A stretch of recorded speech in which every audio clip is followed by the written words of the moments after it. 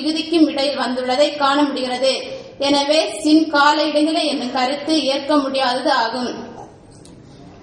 இளையபெருமாள் அவர்கள் சின் என்பது சாரே என்று குறிப்பிடுகிறார். அதாவது தொல்காப்பிய உரையாசிரியர்கள் குறிப்பிடும் அறிந்திசினோரு என்ற படர்க்கை சொல் உண்மையில் அறிந்தோர் என்ற வடிவை கொண்டது. எனவே இங்கு இசின் சாரியையாய் வருகின்றது என்கிறார். இவர் கூறும் இக்கருத்து பொருத்தமான வகையை தோன்றுகிறது.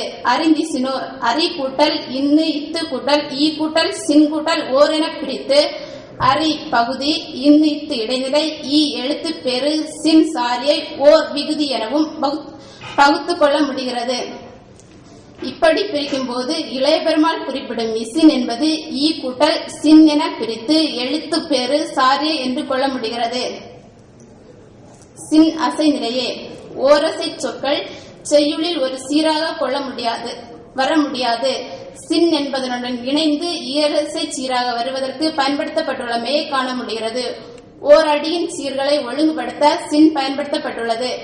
சில வயர்ந்த திசினால் யானே பல புலந்து அகநானூறு 147 என்னும் அடியில் 4 சீர்கள் வர வேண்டும்.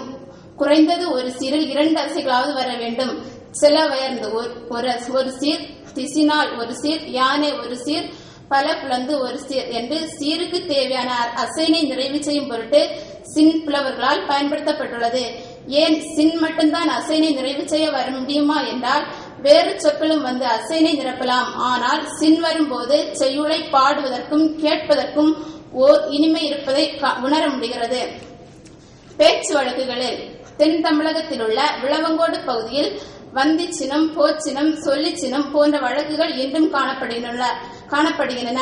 இவற்றிலுள்ள சின் என்பது சங்க இலக்கிய செயல்களில் காணப்படும் சின் போன்றதா அல்லது இத்து இட்டு இரு போன்ற இறந்த கால இடைநிலையில் ஒலிப்பு முறையால் வேறுபட்டுள்ளதா என்பது ஆராயப்பட வேண்டிய ஒன்றாகும்.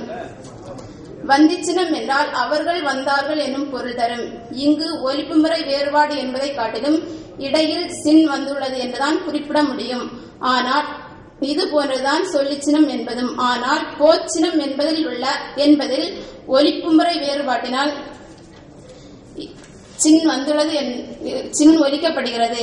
இதை பற்றி ஆராய வேண்டுமாயின் தெற்கு வட்டார பேச்சு வழக்குகளை தொகுத்து பிற திராவிட மொழிகளோடு ஒப்பிட்டு ஆராய வேண்டும். முடிவுரை.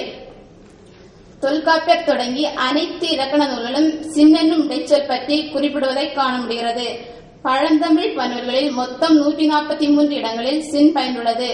சின் என்பதன் மாற்று வடிவமாக இசின் என்பதை கொள்வது பொருத்தமற்றது என கருத இடம் உள்ளது. சின் என்பது தொல்காப்பியர் சுட்டியபடி அசைநிலையே என்பது தரவொலியின் அடிப்படையில் தெளிந்து கொள்ளப்படுகிறது. வினாலனின் பெயர்களில் வரும் சின் என்பது சாரியாக இருக்கலாம் என்னும் மா இளையபெருமாள் கூறும் பொருண்மை ஏற்புடைத்து.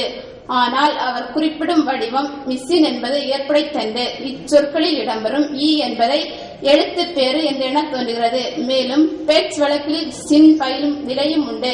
பேச்சு வழக்குகளை தொகுத்து பிற திராவிட மொழிகளோடு ஒப்பிட்டு ஆய்ந்தால் தமிழின் வளம் மேலும் பெருகும் என்பது உறுதி. நன்றி. நன்றி. இந்த சின் என்ற ஒரு இடைச்சொல் சங்க இலக்கியத்தில் எவ்வாறு வழங்கப்பட்டது, அதற்கு என்ன அடையாளம் கொடுக்கப்பட்டது பல்வேறு அறிஞர்களால் என்பதை கீதா அவர்கள் சிறப்பாக எடுத்துச் சொல்லியிருக்கிறார்கள். இதற்கிடையிலே நம்முடைய அமர்வுக்கு சிறப்பு சேர்ப்பதற்காக தமிழக வேளாண் துறை அமைச்சர் மாண்புமிகு வீரபாண்டியார் அவர்கள் இங்கே வந்து சிறப்பு செய்திருக்கிறார்கள். அவர்களை அமர்வின் தலைவர் என்ற முறையிலும் அறிஞர்கள் சார்பிலும் வருக என வரவேற்று கட்டுரை தொடர்பான ஐயங்களையோ அல்லது உங்களுடைய கருத்துக்களையோ 2 மட்டும் அளிக்குமாறு ஆய்வறிஞர்களை வேண்டிக் கொண்டு, ஏனால் காலத்தின் அருமை கருதி உணவு இடைவேளை நேரம் வந்துவிட்டது. 2 கேள்விகள் மட்டும் அனுமதிக்கிறேன். இகரம் என்பது எழுத்துப்பேர் என்று சொன்னீர்கள். எழுத்துப்பேராக முடியாது. எழுத்துப்பேர்னா ஒன்று மட்டும்தான் இருக்கணும்.